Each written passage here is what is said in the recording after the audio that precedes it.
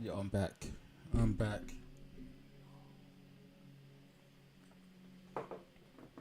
Couple of technical difficulties. Let me get my mic right. Yo, yo, yo, yo, yo, yo, yo. Alright, I think we're good now. So this is episode 1 of the Arsenal Artillery, and if you don't know, now's the time to know. Where I'm just gonna talk about everything Arsenal Football Club and just my general thoughts on how the season's going and expectations, predictions, and just other things involved with Arsenal, because I've been very, very heavily invested in wait, let me lower the game volume. Very, very heavily invested in what's going on with Arsenal, right?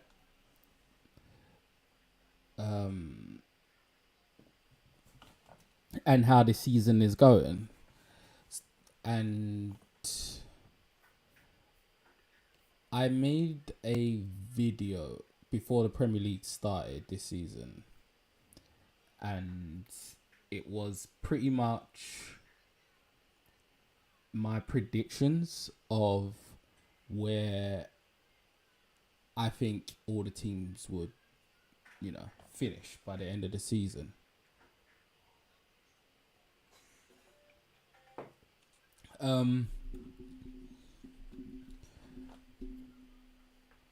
There's one change that I will make on that prediction, and that would be the position of Man City and Arsenal. I predicted Man City would win this league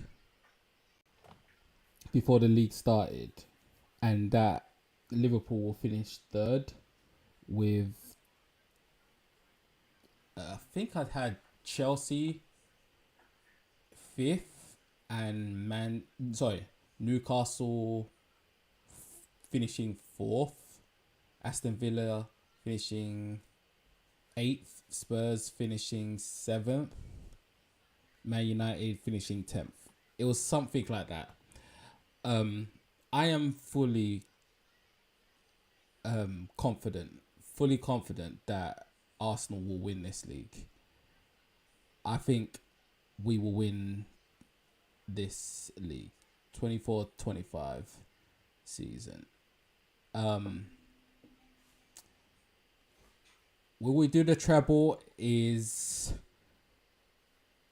possible, but that would only be based on the fact that we into the quarterfinals of just the Carabao Cups so far. We're looking good in the Premier League so far. Champions League is pretty healthy in terms of our Champions League form. FA Cup ain't started yet. So it's early to call. It is early to call. But I think that talk of a double, treble, quad and stuff like that has picked up steam only because of the fact that we put out our B team against Brighton in the Carling Cup, and we pretty much we won the game. Could have been different, but at the end of the day, we won the game. And you need a little luck when it comes to the knockout competitions. So there's that.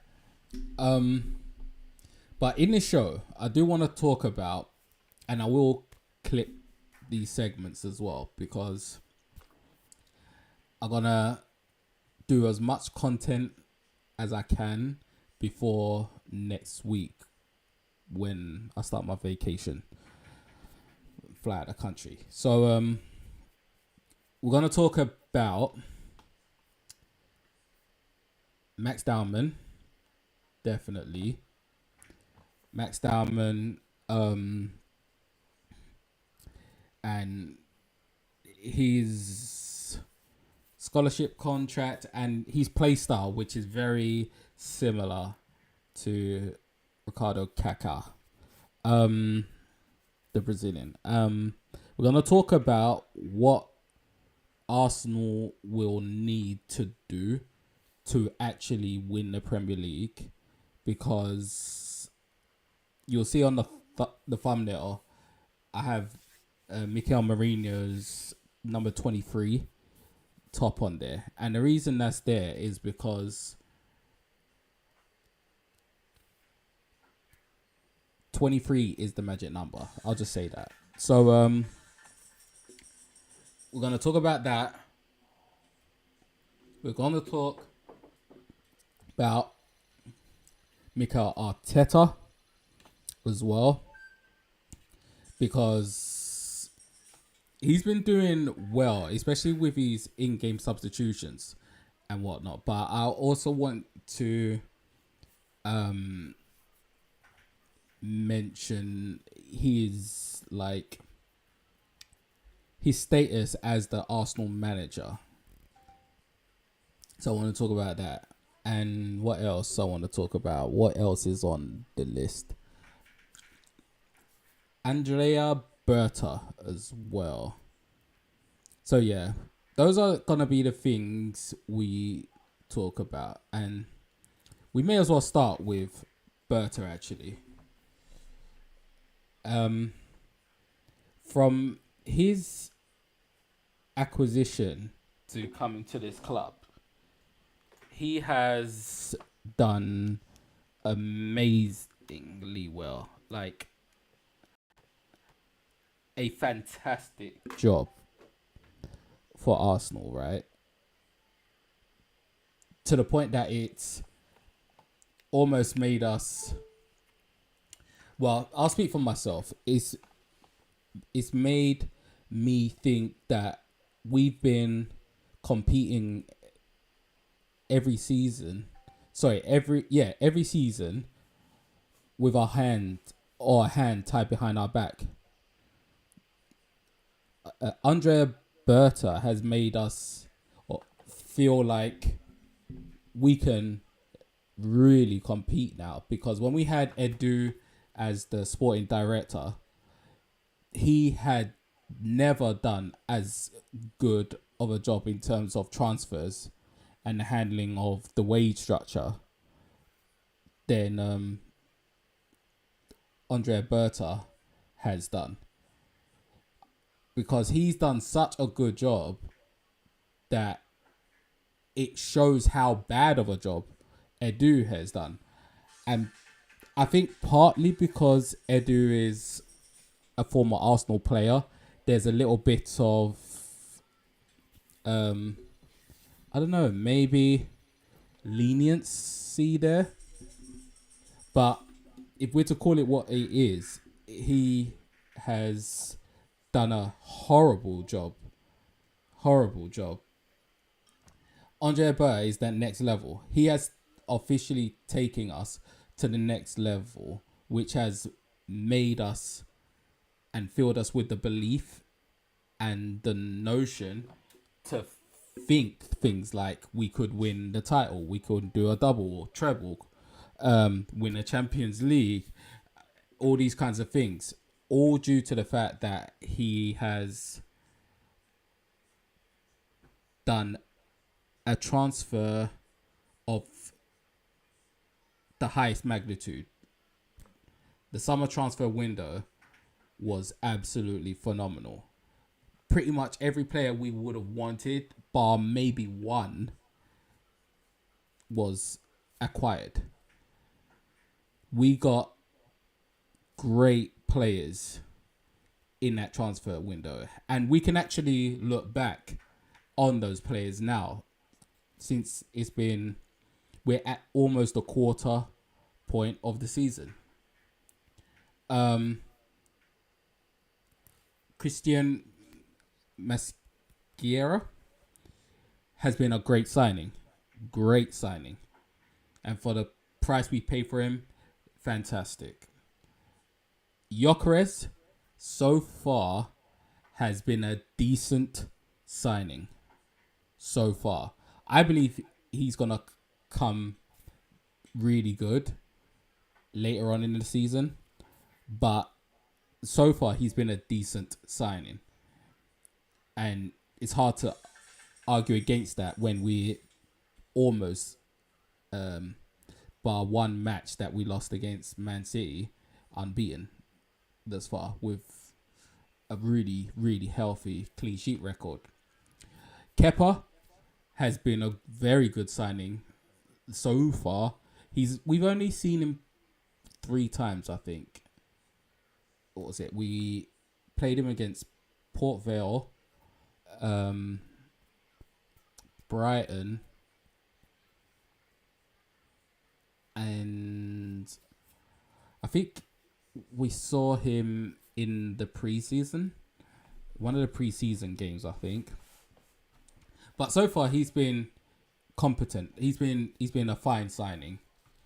No complaints. The only one that could be a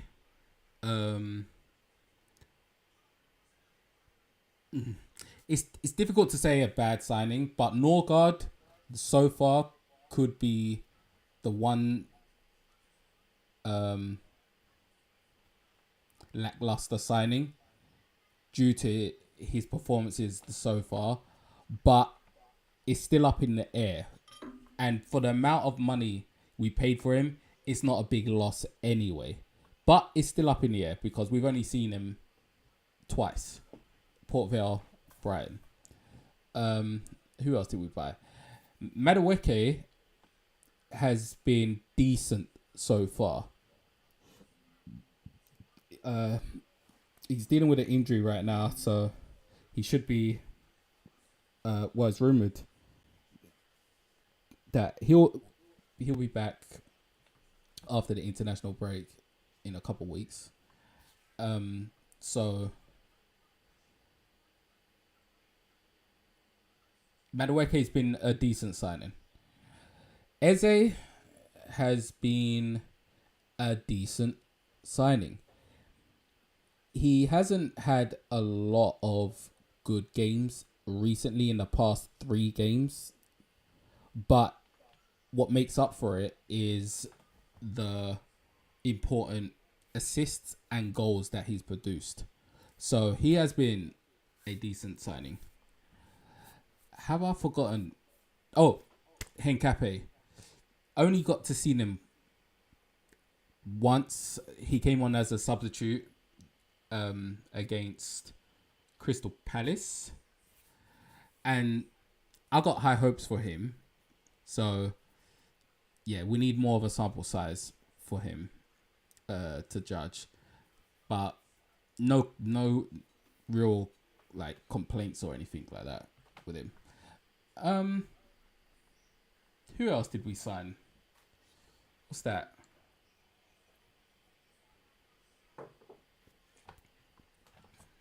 Arsenal's transfer window was Henkape, Norgard, Christian Maschiera, Kepa, Madueke, Gyökeres, Eze, Zubimendi. That's it. We did 8 signings. Unless I'm forgetting someone.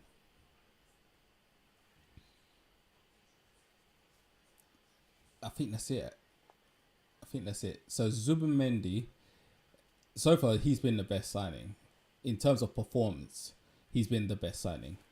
when he shows up, he really shows up. I really like how smooth he is on the ball, and with that technical flair that you expect from Spanish players, he's been showing out.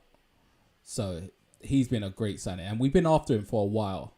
So that is something to take into account. I I think Berta's done such a good job that if from him joining the club we end up winning titles, trophies, doing things that we haven't done in Arsenal's history, such as, you know, retaining titles, winning a Champions League, doing a treble.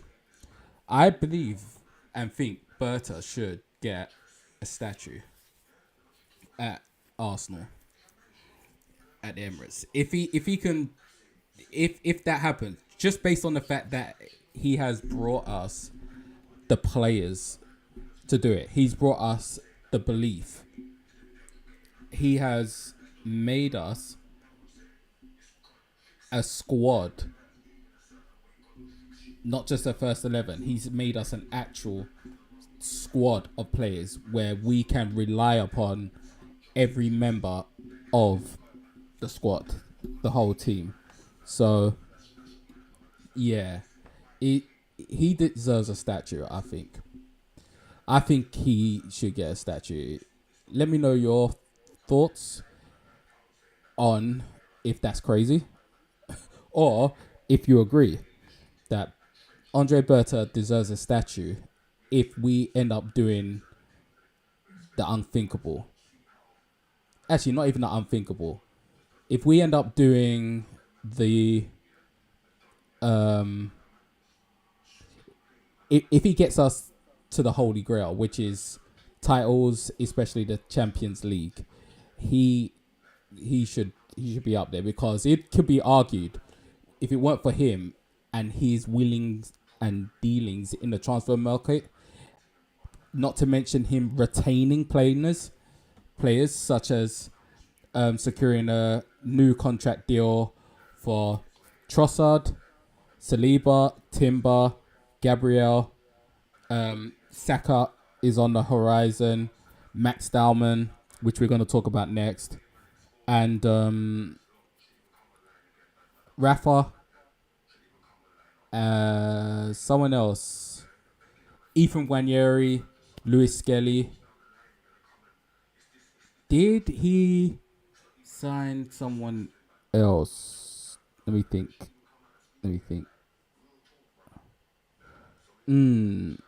I can't think. But just securing those deals is huge. Very, very, very huge. So yeah. I think that's what he deserves. It really does. So let's see. So that's Andrea Berta talk.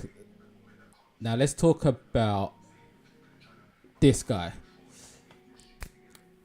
The best and most creative player we have right now, my man Max Dallman. Now, obviously, I've been posting a lot about Max Dallman because I've been following his career for like 2 years. Yeah, something like that. 2 years. And I knew he was a talent from the Arsenal youth clips that I was able to see like 2 years ago.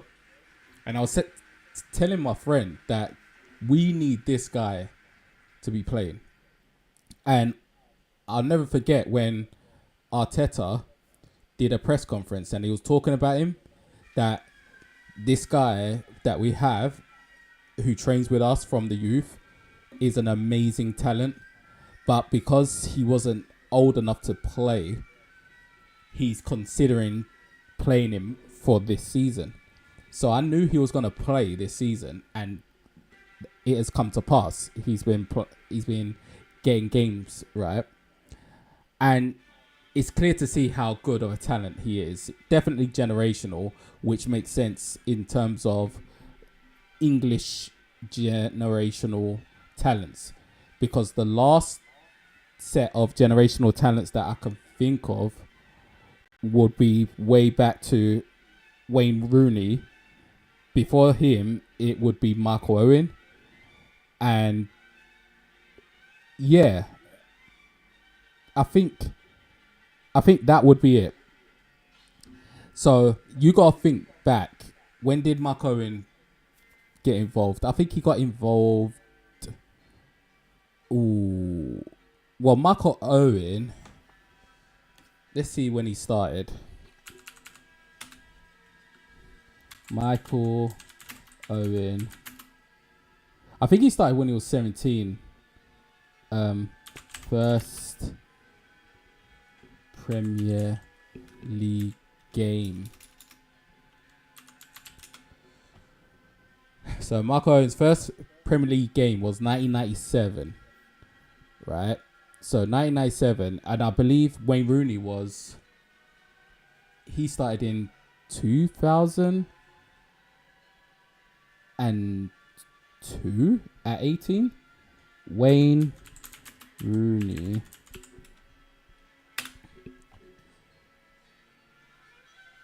So Wayne Rooney's first Premier League game was 2002. So from 1997, we had a generational talent in Wayne Rooney. Then in 2002, which was 5 years later, we got another generational talent in Wayne Rooney.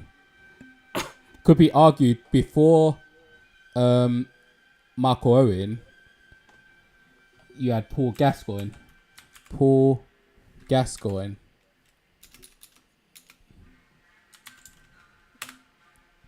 The thing is, I don't think he... First professional game. Let's do that.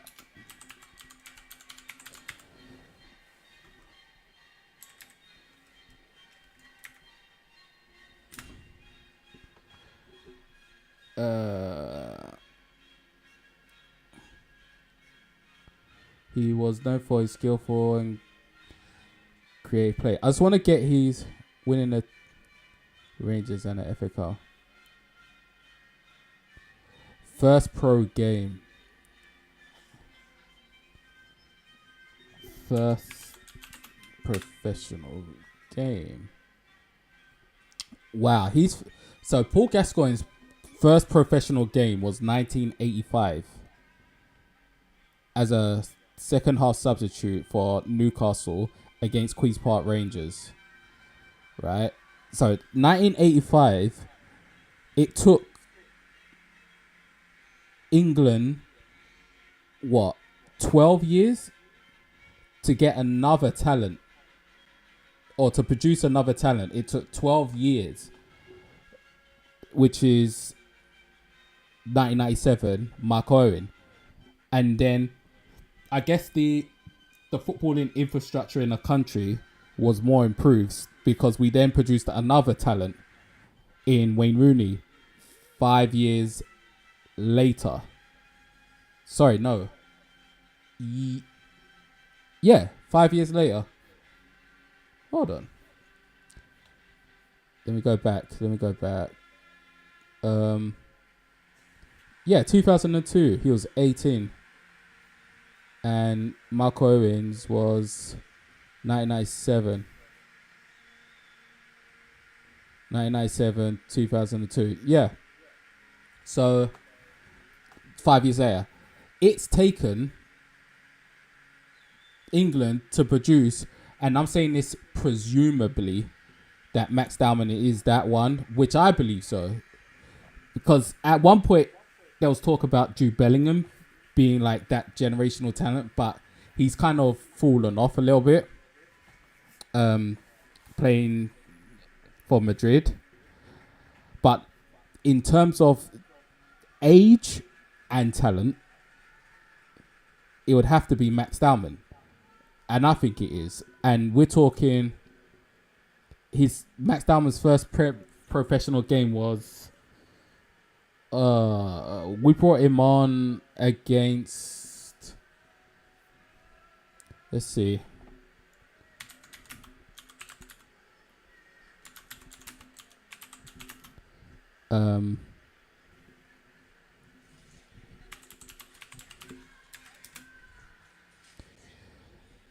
he came off the bench against Leeds, but what was this?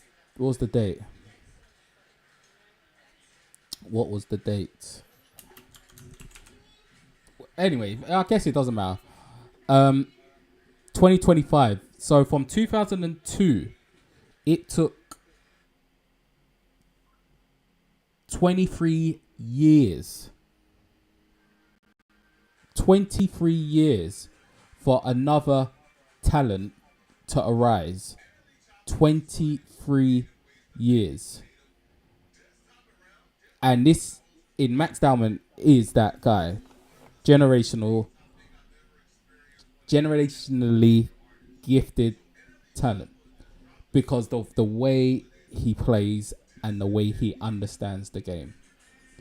And it's only going to be improved upon due to the fact that he's come from Hayland and that he is playing for one of the best teams in the country. So yeah, that's Max Dowman.